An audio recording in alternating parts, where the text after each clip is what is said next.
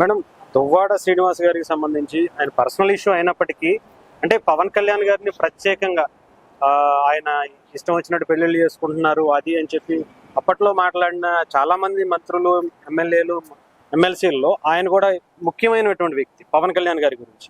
ఇప్పుడు అంటే అప్పట్లో నేను ఒక ఏకప్రజ్ఞత వ్రతాన్ని చేస్తున్నాను, దాన్ని ఒక తీసుకున్నాను, దానికి నేనే బ్రాండ్ అంబాసిడర్ అన్నట్టుగా మాట్లాడిన ఆయన ఇప్పుడు అదే దారిలో ఆయన కూడా వెళ్తున్నారు. అంటే ఏంటంటారు మేడం? అంటే అప్పుడు ఆయన మాట్లాడిన దానికి ఇప్పుడు చేసేదానికి ఏమంటారు సార్? అదే దారిలో ఆయన వెళ్ళడం ఏంటి సార్? ఆయన లీగల్ గా డైవర్స్ తీసుకొని భార్యలకి నష్టపరిహారం కట్టి ఈ రోజుకి మాట రాకుండా రెండో భార్య పిల్లల్ని కూడా ఈ రోజు మూడో భార్యతో కలిసి ప్రమాణ స్వీకారానికి వచ్చారు. మీరు చూసారు. కుటుంబంలో కొణిదల వారి కుటుంబం ఈ రోజుకి ఆ బిడ్డలకి ఎంత ప్రయారిటీ ఇస్తారో మీరు చూసారు. వీడేంటి సార్ రోడ్డు మీద భార్య బిడ్డని పడేసి ఆ ధర్మపత్ని వ్రతం అంటాడు. అదేమన్నా సత్యనారాయణ స్వామి వ్రతం అనుకున్నాడా? దువ్వాడ ఎంతమందిని దువ్వాడో వైజాగ్ వారు అందరికీ తెలుసు. ఎంతమందిని సినిమా ఛాన్సల్ అని ఎత్తకెళ్లాడు. 307 మర్డర్ కేసులు ఎన్నైనాయో, భూ కబ్జా కేసుల్లో ఎన్ని వైజాగ్ కోర్టులో పెండింగ్ ఉన్నాయో వాడి బతుకు భాగవతం అందరికీ తెలుసు. ఎమ్మెల్సీ అయి ఉండి ఈ రోజు ఆడబిడ్డల మీద వెపన్ తీసుకొని పోరాడుతుంటే మధ్యలో పోలీసు వాళ్ళు ఆపారు. కళ్ళు పోయినాయా వైజాగ్ పోలీసు వాళ్ళకి? అటెంప్ట్ మర్డర్ సెక్షన్ పెట్టలేరా? ఆ గ్రౌండ్స్ సరిపోదా మీకు? అరే పోలీసు చెప్పే లైవ్ లో చూస్తున్నాడు, మాకే తెలుస్తుంది. అంత వెపన్ పెట్టి వాళ్ళ మీద ఎగబడుతుంటే పోలీసులు లేకపోతే డైరెక్ట్ గా దాడి చేసినట్టేగా. మరి అట్లాంటప్పుడు 307 అప్లికేబుల్ అవుదా? 498 పెడుతుందేమో. 34 ఐపీసీ కామన్ ఇంటెన్షన్ తో పాటు చిన్న చిన్న దెబ్బలు 323, 324 ఇవన్నీ కాదు sir. Attempt murder section IPC 307 మీరు ఎందుకు పెట్టలేదు? ఎమ్మెల్సీని కప్పెట్టి కాపాడుతున్నారా?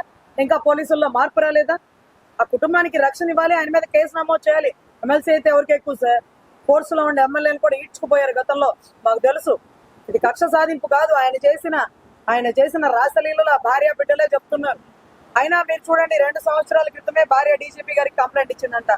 మరి ఆ దువ్వాడ గారు ఎంతమంది దువ్వారో అప్పుడు ఆవిడ కంప్లైంట్ ఇచ్చినా మా దాకా రాలా. వస్తే మేము ఆడుకునే వాళ్ళం. కానీ ఎందుకు రాలేదు అంటే వాళ్ళ కేసులు, వాళ్ళ బాధలు ఏమన్నంటే కప్పెట్టి కాపాడేస్తున్నారు. పాపం అది బయటకు వచ్చుంటే ఆ అమ్మాయికి అప్పటి నుంచే న్యాయం జరిగేదేమో.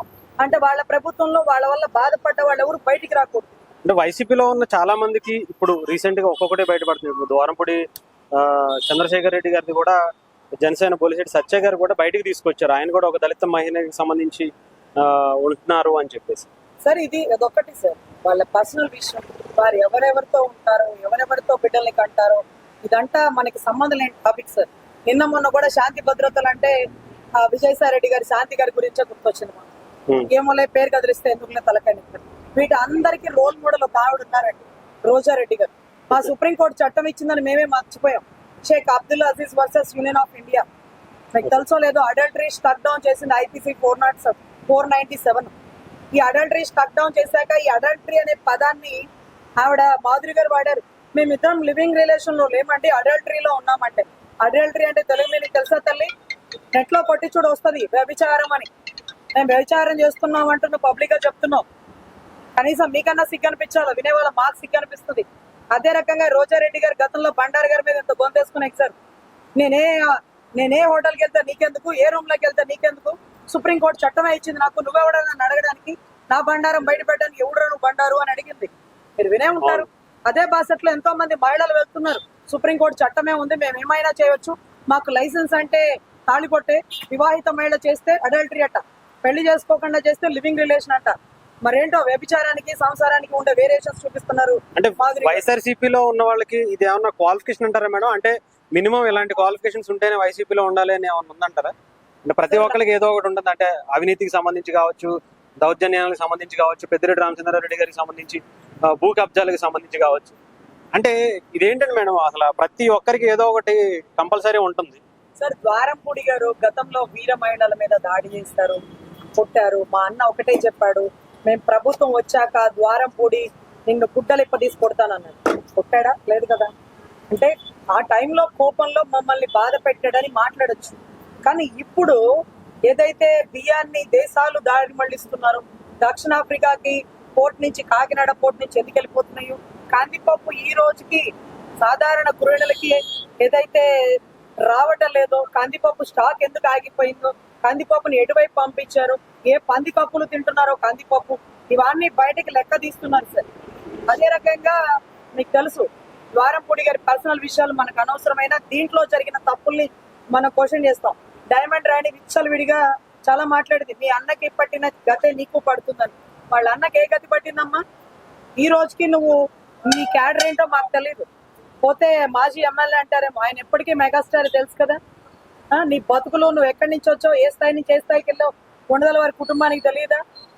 జబర్దస్త్ లో పక్కనే కూర్చొని జబ్బలు ధరుస్తున్నప్పుడు మా నాగబాబు అన్నకి తెలియదా నీ స్థాయి ఏంటి, నువ్వు ఎక్కడి నుంచి వచ్చావు? ఈ రోజు కూడా ఒక్క మాట ఎందుకు మాట్లాడాల నీ గురించి? ఒక ఆడబిడ్డవని, లేకపోతే తన తల్లి పెంచినటువంటి పెంపకం, అంజనాదేవి గారు పెంచినటువంటి పెంపకంలో ఒక మహిళని దూషించలేదు. ఈ రోజు ఆవిడ క్రీడా శాఖలో పిల్లలకి ఇచ్చిన ప్రైజ్ మనీ, చెక్కులు, డబ్బులు ఎటువైపు దారి మళ్ళించింది? గ్రీన్ ట్రిబ్యునల్ కి విరుద్ధంగా కొండ మీద కట్టిన ఋషికొండ, తిరుపతి కొండ మీద కట్టలేదా అండి? సింహాచలం కొండ మీద కట్టలేదా? ఋషికొండ మీద కడితే ఏమంట? సింహాచలం కొండ మీద, తిరుపతి కొండ మీద దేవుళ్ళు ఉన్నారమ్మా. నీ ఋషికొండ మీద నీ దేవుడు ఉన్నాడు, మా దేవుడు కాదు. నీ దేవుడికి కావాలంటే దాన్ని కొండ కట్టుకొని ఆ కొండ మీద గుడి పెట్టుకోండి, టెంకాయ కొట్టుకోండి, ఎట్లన్నా తగలబడండి. కొండలు ఆక్రమించి ఆ దేవుడికి ఈ దేవుడికి తేడాని మీరు మాట్లాడుతుంటే మాకే ఆశ్చర్యం అవుతుంది.